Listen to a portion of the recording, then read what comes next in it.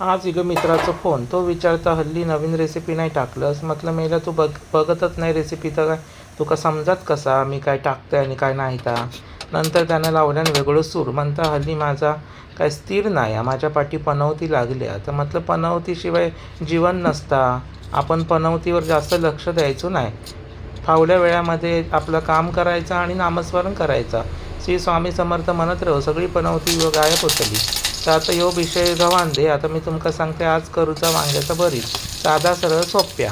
तर त्याच्यासाठी टोपांमध्ये तेल गरम करून घेतलं आहे. राई आणि जिऱ्याची फोडणी टाकली आणि कढीपत्तो आणि नंतर उभं चिरलेलं कांदो चांगलं असं तेलात परतून घेतलं आहे. आणि एक टॅमॅटो चांगलं असं ढवळून घ्यायचं तेलामध्ये आणि वरून असं थोडंसं मीठ टाकायचं म्हणजे कांदा आणि टॅमॅटो चांगलं नरम होतो. मीठ टाकून झाल्याच्यानंतर चांगला एकजीव करायचा. एकजीव झाल्याच्यानंतर हळूहळू तर नरम होत जातला. म्हटलं आज वांग्याचा भरीत करूया पण असं साधा आणि सरळ काय भरू बिरूचा नाही वाटप बिटप करूचा नाही.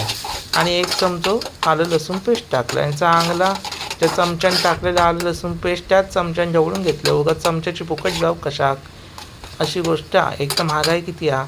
आणि चांगलं असं परतून घेतलं तेलामध्ये. आणि नंतर मग आपले सगळे मसाले टाकायचे.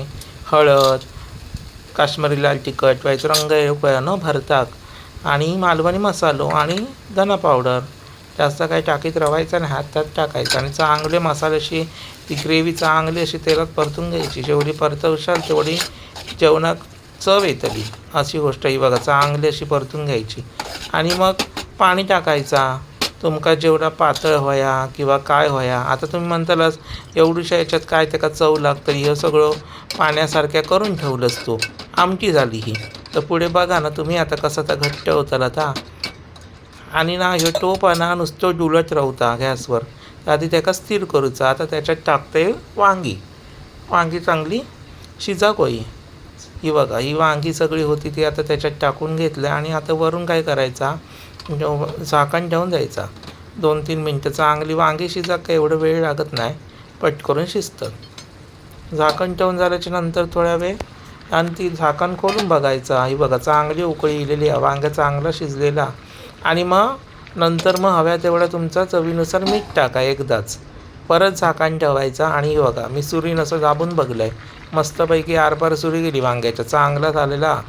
तुमका हवं तर त्याची 2 किंवा 3 भेशी करा. आणि मी आता शेंगदाण्याचं कूट टाकून घ्यायचं की भरीत ना घट्ट होतला. अशा भरीत करून बघा मस्त चव येतात. 17 काही टाकत राहायचं नाही वाटप बिटप करायचं नाही. असा बघा आणि लाईक आणि सबस्क्राईब आणि शेअर मात्र करा.